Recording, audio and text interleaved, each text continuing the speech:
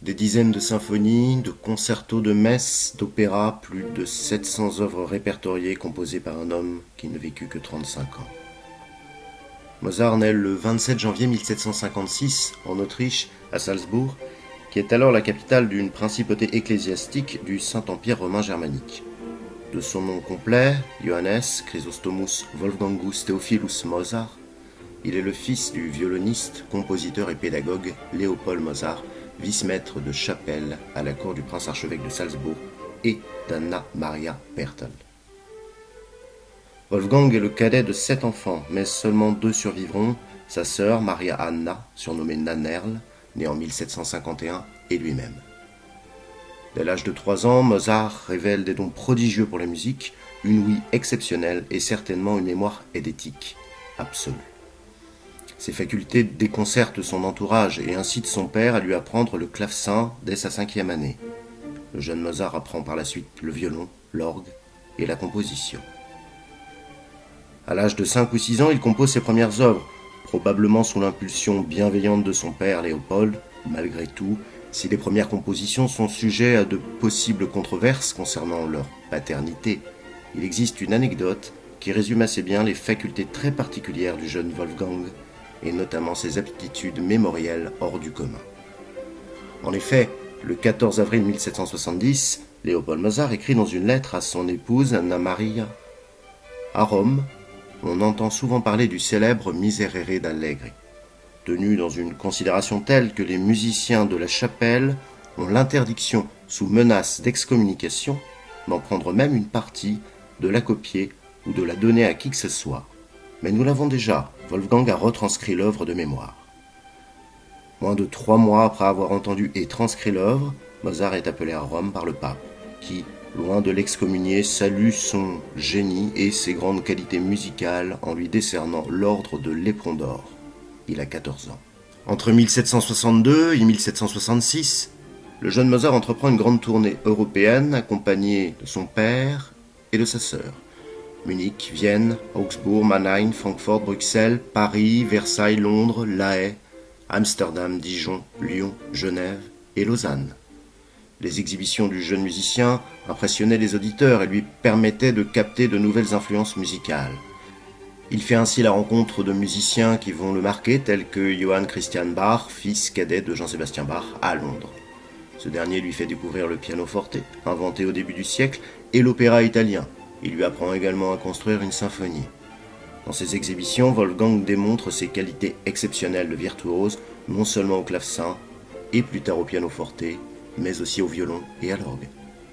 En 1767, à l'âge de 11 ans, Mozart compose son premier véritable opéra, Apollo et Jacinthus.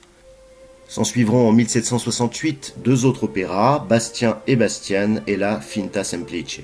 Il n'a alors que 12 ans. Les années passant, il fait la connaissance à Vienne de son illustre aîné, Joseph Haydn, avec qui il entretiendra tout au long de sa vie une correspondance et une amitié teintée d'admiration réciproque. En 1776, Mozart, qui a alors 20 ans, décide de quitter Salzbourg. Il part tout d'abord à Munich, où il n'obtient pas de poste, puis à Augsbourg, Mannheim et finalement à Paris, au mois de mars 1778. Mozart ne trouve pas non plus de poste qui lui convienne et a même du mal à se faire payer ses leçons d'un noble qui le traite avec condescendance, comportement des nobles en général qui marquera Mozart. Lors de ce séjour, sa mère Anna Maria tombe malade et meurt le 3 juillet 1778 à Paris. La création, le 29 janvier 1781, de Idoméneo, roi de Crète, opéra seria, est accueillie très favorablement par le public. De retour à Salzbourg, Mozart doit suivre son employeur à Vienne, où le prince-archevêque, jugeant le musicien impertinent, le congédie en 1781. Mozart s'installe alors dans la capitale autrichienne, dans la pension de Madame Weber, comme compositeur indépendant. Ce sera l'époque de l'enlèvement au sérail, de sa grande messe en ut mineur et de son initiation à la franc-maçonnerie. En 1786, Mozart fait la connaissance du librettiste Lorenzo da Ponte à Vienne. Da Ponte, alors bien en cours, contrairement à Mozart, convainc l'empereur d'autoriser la création d'un opéra basé sur le mariage de Figaro de Beaumarchais, alors qu'il avait fait auparavant interdire la pièce, jugée subversive. La première des Noces de Figaro a lieu le 1er mai 1786 à Vienne. Son succès n'empêche pas son retrait rapide de l'affiche, l'œuvre mécontentant la noblesse viennoise. Mozart part alors à Prague, où son opéra connaît un grand succès. En hommage à cette ville, il composera d'ailleurs la symphonie numéro 38 en ré majeur. Il reçoit alors du directeur du théâtre de Prague la commande d'un opéra pour la saison suivante. Mozart fait à nouveau appel à Da Ponte pour créer le livret de Don Giovanni. Le 28 mai 1787, son père, Léopold, meurt. Ce décès bouleverse Mozart et va influencer la composition de son opéra alors en chantier. Don Giovanni est créé au théâtre des États de Prague le 28 octobre 1787 avec un grand succès, mais qui ne se confirmera cependant pas à Vienne. Le 7 décembre 1787, l'empereur Joseph II le nomme musicien de la chambre impériale et royale avec un traitement confortable de 800 florins par an. À ce traitement, Mozart ajoute ses cours privés donnés à la noblesse ou à la bourgeoisie de Vienne, le fruit des concerts par souscription qu'il organise et qu'il dirige à des gratifications pour chacun de ses opéras. Durant les dernières années de sa vie, Mozart est souvent malade et tout aussi souvent endetté. Ceci malgré les nombreux succès très bien rétribués car il mène grand train de vie. Il compose beaucoup, sonates, concertos, symphonies, opéras, dont Così fan tutte et sa dernière collaboration avec Lorenzo da Ponte. En 1791, Emanuel Schikaneder, franc-maçon comme lui, sollicite sa participation à un opéra populaire en allemand, La Flûte enchantée, qui est créé le 30 septembre dans le théâtre privé de Schikaneder, est un triomphe.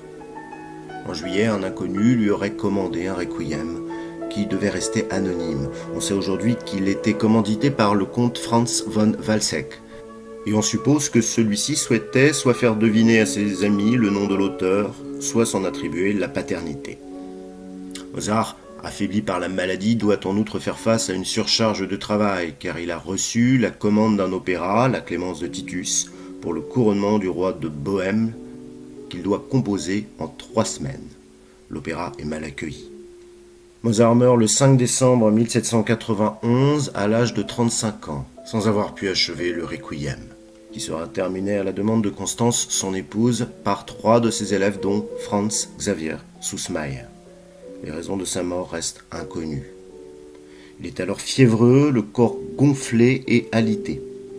Les causes de sa mort ont fait l'objet de nombreuses publications, et près de 140 causes possibles ont ainsi été citées, aussi variées que fantasques: grippe, hémorragie cérébrale, obésité, syndrome maniaco-dépressif, fièvre rhumatismale aiguë, empoisonnement au mercure par Salieri jaloux, hypothèse peu vraisemblable, par les francs-maçons, furieux de voir leur rite révélé dans La Flûte enchantée, ou la prise de la liqueur de Van Swieten.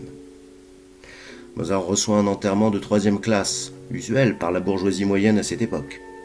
Le service funèbre se déroule sans messe ni musique, dans la chapelle du Crucifix, une chapelle latérale de la cathédrale Saint-Étienne de Vienne. Le 6 décembre 1791, le corbillard conduit la dépouille à la tombée de la nuit au cimetière Saint-Marx, dans la banlieue de Vienne, dans un des 16 caveaux d'un tombeau communautaire simple. Il fut en fait enterré de la vie générale dans une fosse pouvant contenir 16 corps avec des couches de terre par rangée de 4 au tarif le moins cher. Si peu de personnes accompagnent le cercueil à son inhumation, cela pourrait être en raison d'un décret impérial qui interdisait aux convois funèbres l'accès au faubourg en raison d'épidémies, dont le choléra. À la différence de la plupart des compositeurs qui surprennent par leur mélodie, leur harmonie, Mozart semble ne pas chercher autre chose qu'une architecture musicale incontestable, évidente, et ainsi tellement rassurante pour l'auditeur. Simplicité et perfection que Charles Péguy a décrit dans cette phrase. L'essence même du génie, c'est de mettre en pratique les idées les plus simples.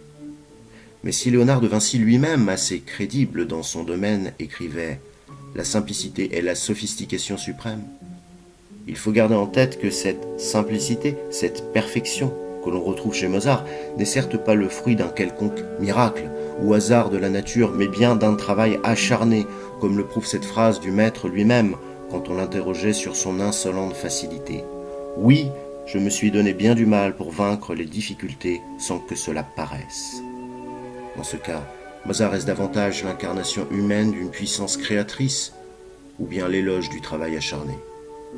En conclusion, voici une réponse possible du compositeur. Je continue à composer parce que cela me fatigue moins que de me reposer.